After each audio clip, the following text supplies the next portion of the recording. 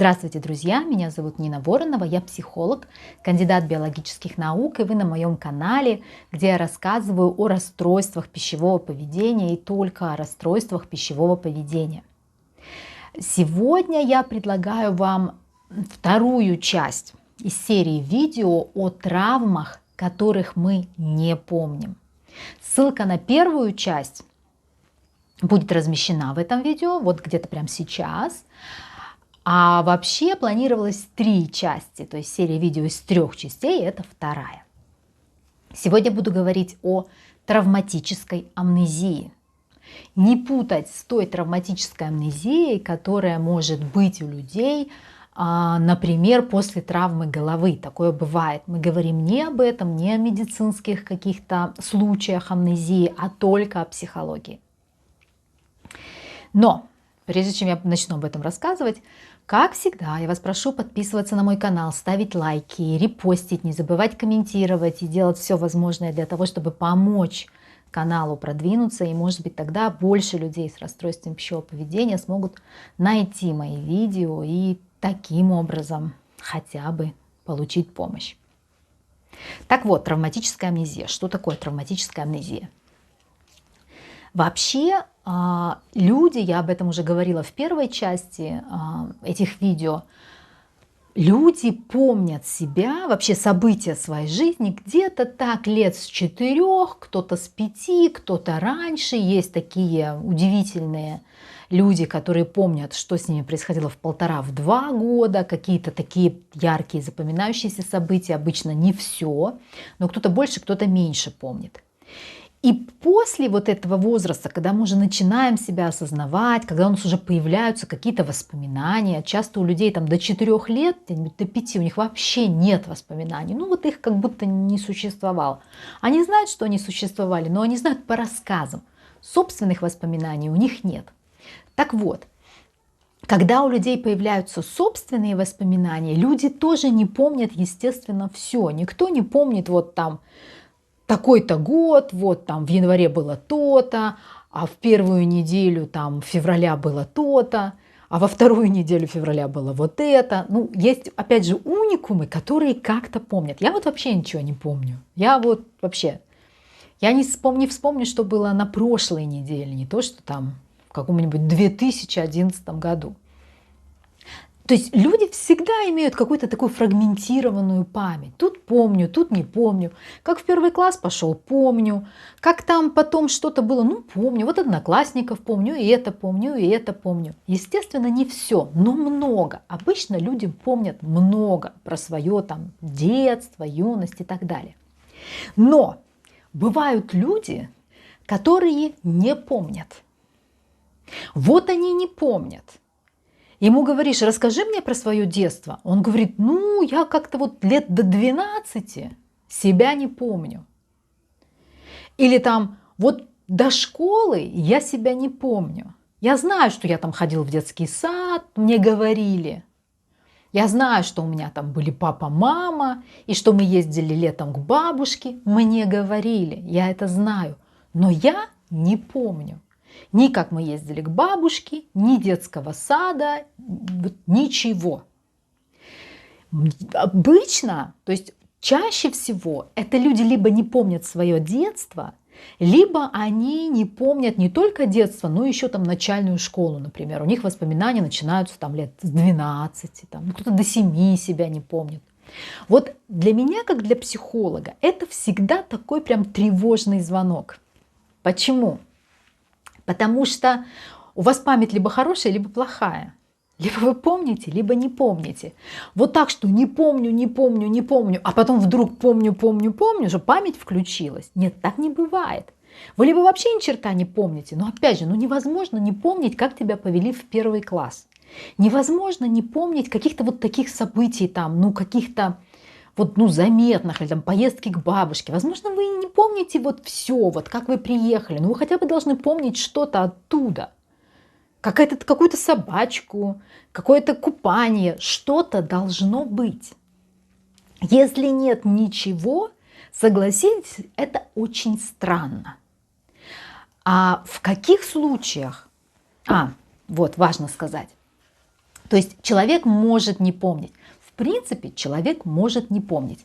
Но если за вот этим «я не помню» скрывается травма, то обычно вот заметны две такие вещи, две такие эмоциональные составляющие. Во-первых, человек либо чувствует эту пустоту и нехватку, то есть вот если я чего-то не помню, да, меня это не беспокоит. У людей, у которых травматическая амнезия, часто есть вот это ощущение какой-то нехватки, какого-то пробела. То есть я не помню, и меня в этом что-то смущает. Меня как-то смущает, что я не помню. Меня это как-то некомфортно осознавать, что я что-то не помню. Это один признак травматической амнезии. Второй признак травматической амнезии – это когда тут помню, тут не помню. Вот во втором случае, как правило, речь идет о каком-то событии конкретном, которое вы как бы знаете, что оно было плохое, но у вас создается ощущение такого, знаете, вот фильма, из которого вырезали какие-то части. Вот чернота, чернота, чернота, бац, помню себя лежащей в кровати. Вот помню вот это, вот это, вот это, потом опять чернота, чернота, чернота, бац, помню себя, как я у себя в комнате сижу и плачу. Вот это второй вариант травматической амнезии. Когда я не помню ничего до 12 лет, это первый вариант травматической амнезии. Второй вариант травматической амнезии – это когда я, в принципе, помню себя, там, как все нормальные люди, но вот какое-то событие я помню вот так, кадриками как бы, там, по 5 секунд, по 10 секунд. Участками. А что между ними было? То есть я помню себя лежащей на кровати. Как я оказалась на кровати? Когда толком это происходило? Что там? То есть вот я помню себя в какой-то квартире. Как я попала в эту квартиру? Я не помню. Я помню себя сидящей там на диване в какой-то квартире. Я помню, что это не моя квартира. Это было не дома.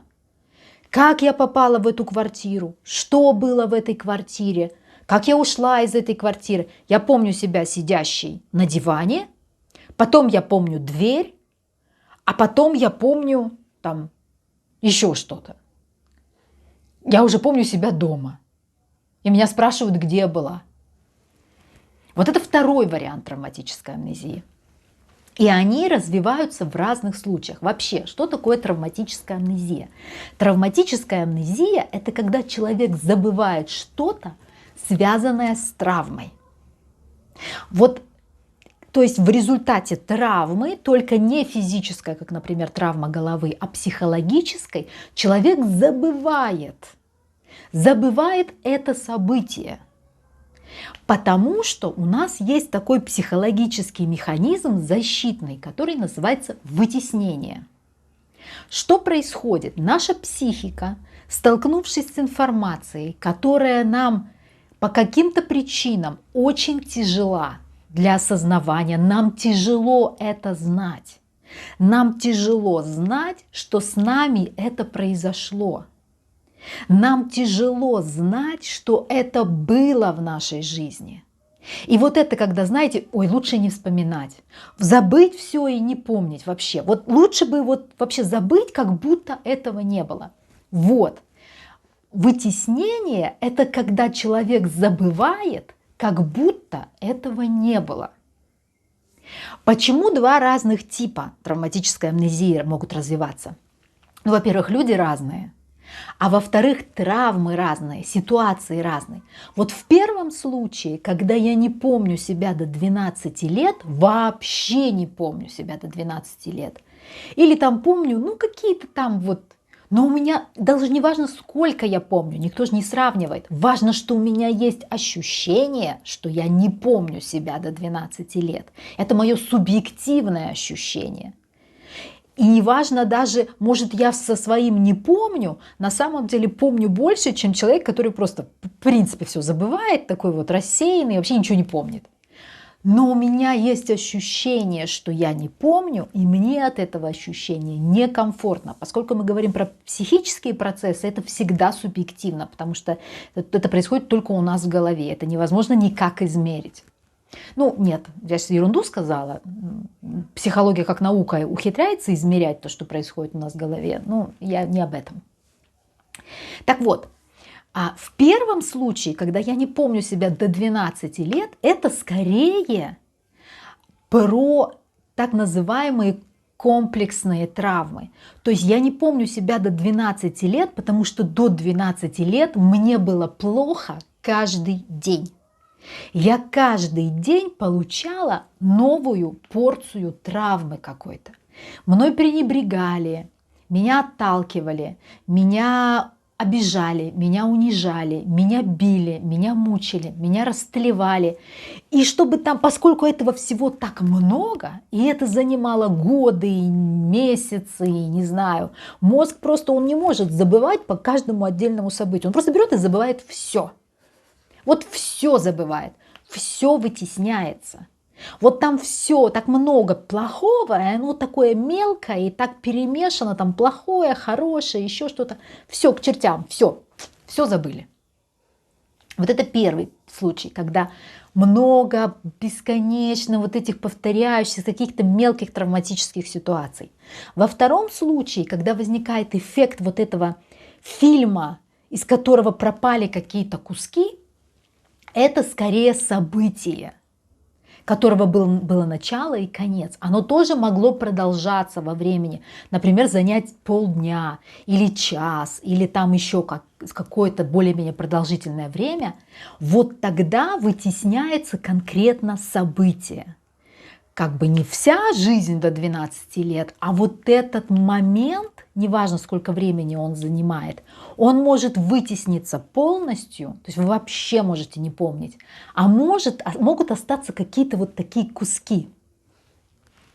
И вот эти куски или субъективное ощущение нехватки, что я чего-то не помню, это то, как ваша психика подает вам сигнал, что в ней есть необработанная информация. То есть, когда вы столкнулись с травмой, произошло что-то страшное для вас. Возможно, страшное только для ребенка, возможно, действительно страшное, что-то плохое. И ваш мозг, ваша психика в тот момент решила, что это для нее слишком.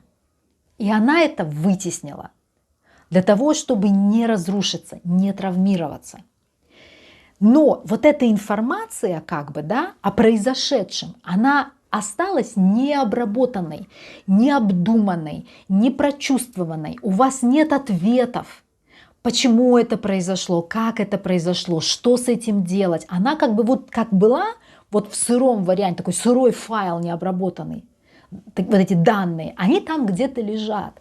И периодически этот файл посылает вам запрос. Кстати, у вас необработанная информация. В виде вот этого, что-то я как-то не помню ничего. Почему?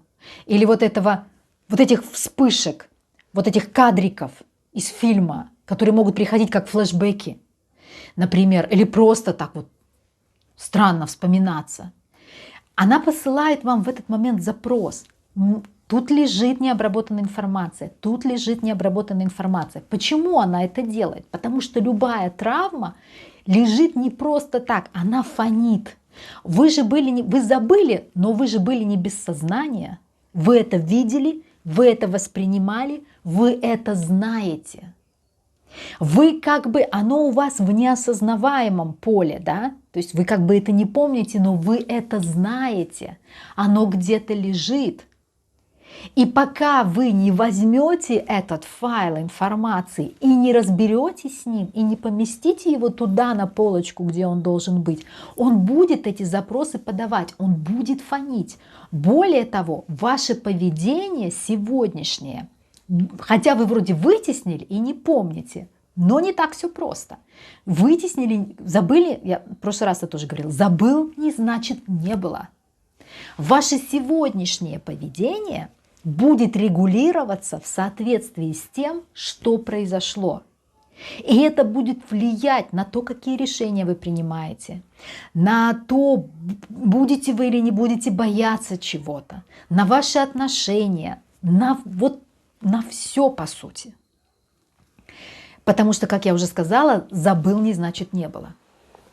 И вот эта информация, которая лежит необработанная и требует, чтобы вы ее взяли и что-то с ней сделали, как-то с ней разобрались, и есть ваша травма. Что хотела еще? Что-то важное хотела сказать. Есть ощущение, что я что-то забыла.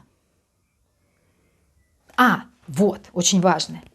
Что в первую очередь вытесняется? Я сказала, вытесняется что-то такое прям очень тяжелое, очень плохое. Ну, например, я не знаю, там девочку заманили в какую-то, я говорила пример с квартирой, там сосед заманил девочку и растлил, например, или там еще что-то произошло очень плохое. Она предпочла, вот ее детский мозг предпочел это забыть просто. И не разбираться с этим, потому что как с этим разбираться, если тебе там, я не знаю, 6-7 лет? Как с этим разбираться? Никак. Вот. Особенно если ребенок не готов. Он хотя бы так мог бы к маме принести, мама бы разобралась. А так что с этим делать? Вот.